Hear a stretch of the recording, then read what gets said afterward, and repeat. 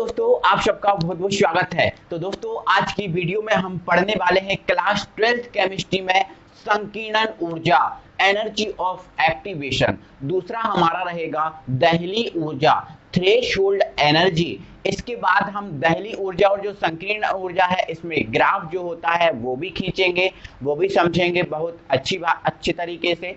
इसके बाद दोस्तों अंत में हम पढ़ेंगे एक इंपॉर्टेंट जो अभिक्रिया जो हमारी होगी बदमाश अभिक्रिया, छद्म कोटि की अभिक्रिया या फिर आभासी कोटि की अभिक्रिया। तो ये हम छोटे छोटे टॉपिक दोस्तों 3 टॉपिक जो आज की वीडियो में हम फिनिश करने वाले हैं, ठीक है। तो सबसे पहले मेरे भाई हम पढ़ते हैं संकीर्ण ऊर्जा, ठीक है। कौन सी ऊर्जा मेरे भाई? संकीर्ण ऊर्जा। तो आप हेडिंग जमा लीजिए अपनी कॉपी में, संकीर्ण ऊर्जा, संकीर्ण ऊर्जा, ठीक है, जिसको हम इंग्लिश में बोलते हैं, ठीक है, energy of activation, energy of activation, ठीक है, इसको इंग्लिश में हम बोलते हैं, ठीक है।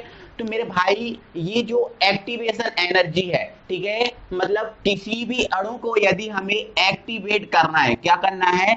एक्टिवेट करना है। तो किसी भी अणु को एक्टिवेट करने के लिए जो ऊर्जा की आवश्यकता होती है वो कहलाती है एनर्जी ऑफ एक्टिवेशन। अगर इसको हिंदी मतलब निकालें तो संकीर्ण ऊर्जा मतलब कहने का मतलब ये है सक्रिय ऊर्जा। कौन सी ऊर्जा? सक्रिय ऊर्जा। किसी भी अणु को आपको सक्रिय करना है तो सक्रिय करने के लिए हमें जो ऊर्जा की आवश्यकता होगी वो संकीर्ण ऊर्जा होगी। ये तो एक छोटा सा मीन्स है। अब हम समझते हैं मेन परिभाषा पे, है ना। अब मेरे भाई मेरा आज फास्ट है, मेरा आज व्रत है, ठीक है। अब मुझसे कोई कहे कि भाई कि ये जो बोरे रखे हैं, यहाँ पर जो बोरे रखे इनको उठा के आप वहां रख दो, मुझसे कह रहा है कोई, और मेरा आज फास्ट है कि भाई बोरे इधर से उठा के उधर रख दो। तो मैं उससे क्या बोलूंगा? मैं उससे बोलूंगा कि भाई आज मेरा फास्ट है, आज मेरा व्रत है, मैं नहीं रख पाऊंगा आज।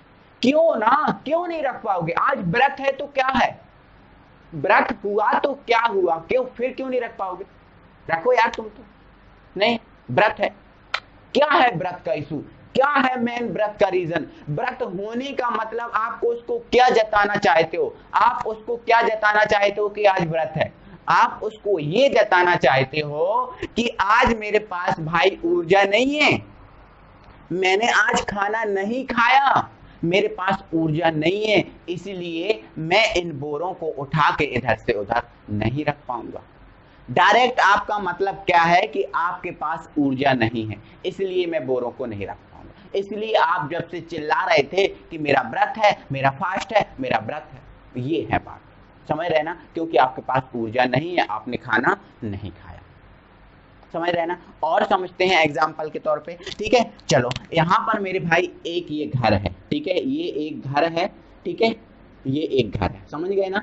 अब इस घर में ना एक अच्छा खासा व्यक्ति रहता है, ये अच्छा खासा व्यक्ति है जो इस घर में रहता है, समझ गए ना। ये अच्छा खासा व्यक्ति है जो इस घर में रहता है ना। और यहाँ पर मेरे भाई ये एक रोड है, एक रोड है, ये हाईवे रोड है, यहाँ ये रोड है ना बहुत ज्यादा चलता है, समझ गए ना, ठीक है। यहाँ से एक बस, मतलब यहाँ से एक क्या, इसमें से तो कई बसें आज है ना गुजरती रहती है, कई बस यहाँ से गुजरती रहती हैं, ठीक है। ये जो व्यक्ति है अपने घर से अच्छा खाना पीना खाया और अच्छा मस्त खाना खा के और फुल एनर्जी के साथ यहाँ से निकल रहा है और यहाँ पर इस रोड पर ये व्यक्ति आ गया, ये व्यक्ति इस रोड पर आ गया, है ना। क्योंकि इसने बहुत अच्छा बहुत खाना खाया है तो इसके पास अभी बहुत ज्यादा ऊर्जा है और खाना खा के अपने रोड पर निकल गया। अब ये खाना खा के रोड पे निकल रहा है तो ये ऊर्जा का इसको इतना घमंड है इस व्यक्ति को कि सामने से जो बस आ रही है वो बस इस व्यक्ति को नहीं दिख रही कि सामने से बस आ रही है, इस व्यक्ति को ये बस नहीं दिख रही है। क्यों? क्योंकि इसके पास ऊर्जा है, इसे ऊर्जा का घमंड है कि हमारे पास ऊर्जा है ना।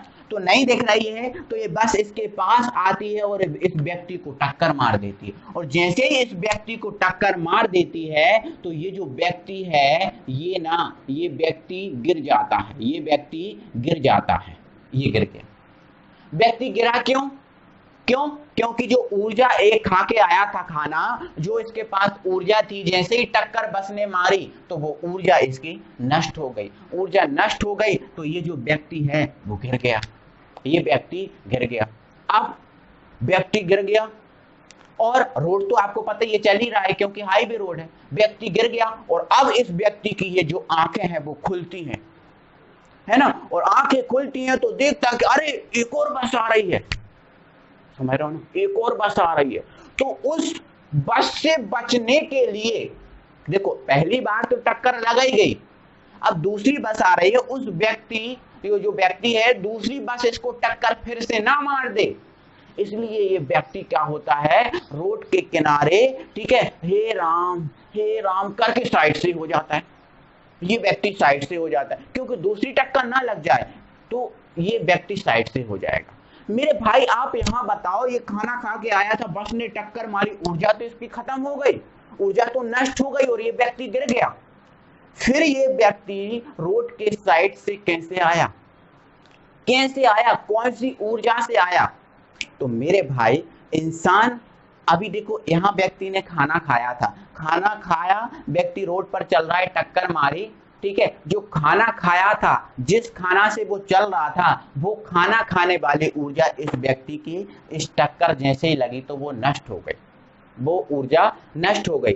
लेकिन इस व्यक्ति के पास एक और ऊर्जा है, एक और ऊर्जा है, क्योंकि मेरे भाई हम कंटिन्यू खाना खाते हैं, बराबर खाना खाते हैं, तो जो खाना खाने वाली ऊर्जा है, इस खाना खाने वाली ऊर्जा में से हमारा जो शरीर है एक ऊर्जा को स्टोर करके रखता है, जिसमें यदि हम 8 दिन खाना भी ना खाएं तो हमारा जो शरीर है वो जीवित रह सकता है, कोई प्रॉब्लम नहीं हो।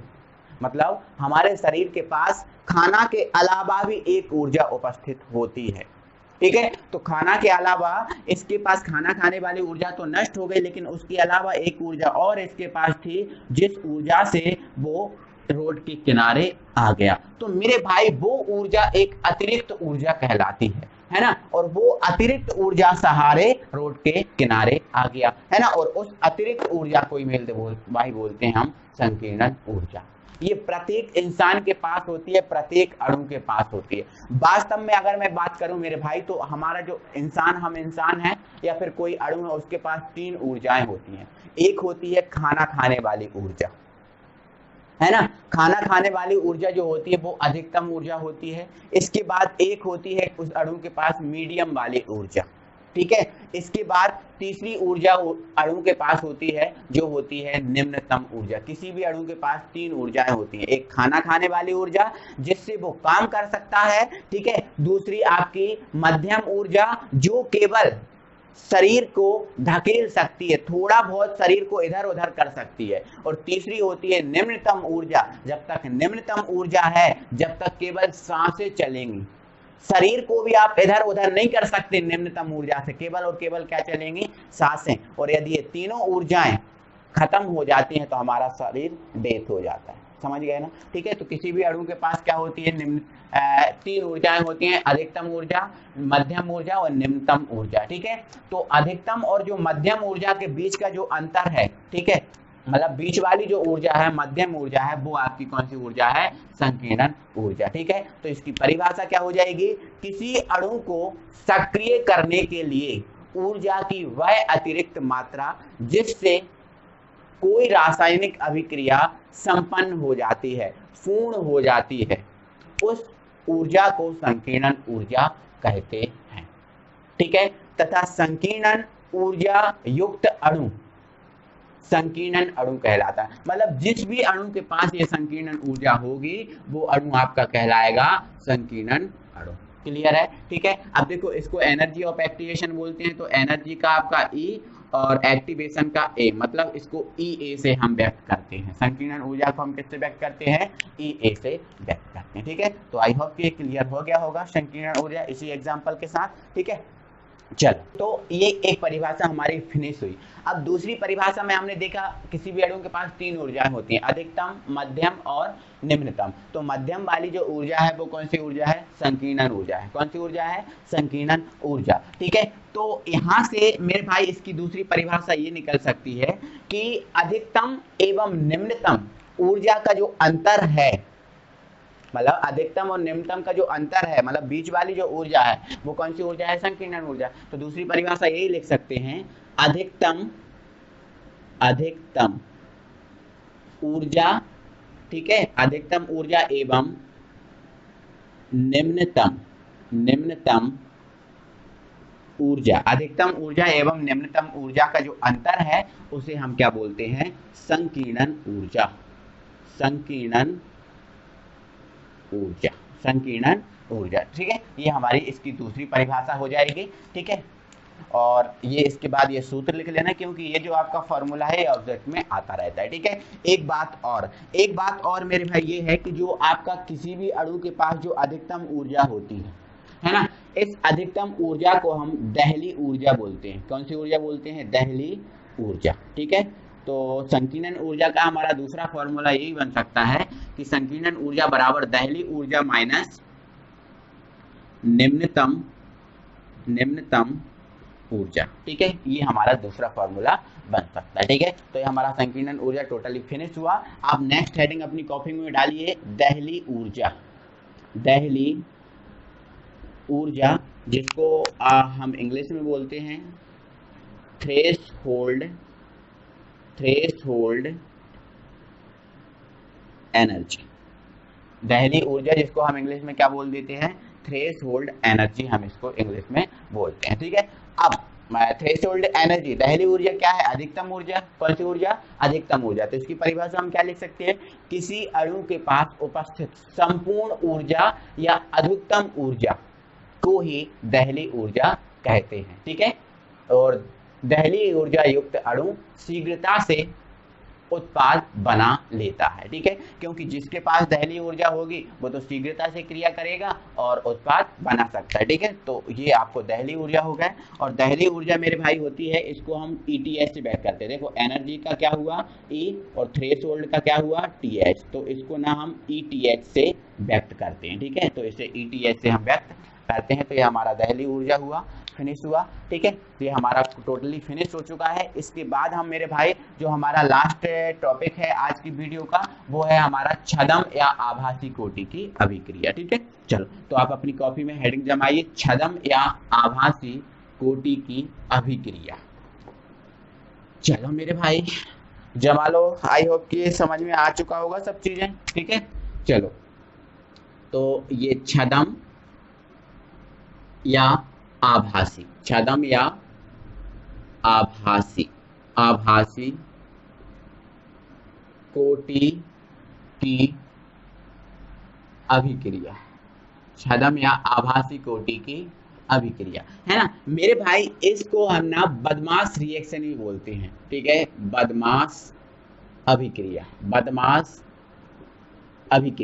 है ना। तो इसको ना हम अभिक्रिया, जो आपकी छद्म या आभासी कोटि की अभिक्रिया है मेरे भाई, इसको हम बदमाश अभिक्रिया भी बोलते हैं, ठीक है। कौन सी अभिक्रिया? बदमाश अभिक्रिया। अब बदमाश अभिक्रिया इसको इसलिए बोला जाता है क्योंकि मेरे भाई बदमाश व्यक्ति कौन होता है? बदमाश व्यक्ति वो होता है जो दिखने में तो कुछ और दिखाई देता है बट वास्तव में कुछ और होता है ना। आपके सामने अगर मैं हूं, अगर मैं बदमाश हूं तो आपके सामने कुछ अलग हूं, है ना, लेकिन मैं जैसे यहाँ से वहां जाऊंगा तो मैं अलग बिहेव करूंगा, मतलब फिर मैं बदमाश व्यक्ति वही होता है दिखावा करने वाला, ठीक है। चलो, है ना। तो छद्म या आभासी कोटि की अभिक्रिया, है ना, समझते हैं। देखो जैसे मान लो मैंने दोस्तों यहाँ पर एक अभिक्रिया लिख दिया है H2 और यहाँ पर लिख दिया मैंने Cl2 और यहाँ पर बन गया है आपका 2HCl, है ना। यहाँ पर H2 भी गैस है, यहाँ पर Cl2 भी गैस है और यहाँ पर जो 2HCl है ये भी क्या है? गैस है। ये तीनों बंदे गैस, तीनों गैस है, तीनों क्या है? गैस है, गैस। ओके। अब मेरे भाई आप देखो, क्या इसके सांद्रण में परिवर्तन हो रहा है? तो आप बोलोगे सर नहीं हो रहा है। क्यों? क्योंकि सभी गैस हैं सभी, तो सांद्रण में कोई भी परिवर्तन नहीं हो रहा, है ना। अब सांद्रण में नहीं परिवर्तन हो रहा है तो यहां से यदि मैं अभिक्रिया की कोटि निकालूं तो यहां से अभिक्रिया की कोटि शून्य निकलने वाली है, क्योंकि यहाँ पर सांद्रण में परिवर्तन नहीं हो रहा और अभिक्रिया की कोटि वही होती है जिसके सांद्रण में परिवर्तन होता है, ठीक है। चलो, तो कोटि तो आपकी शून्य निकल गई। अब यदि मैं बोलूं आणविकता, तो आणविकता क्या निकलने वाली है? तो सर कहोगे सर आणविकता इसकी 2 निकलने वाली। क्यों?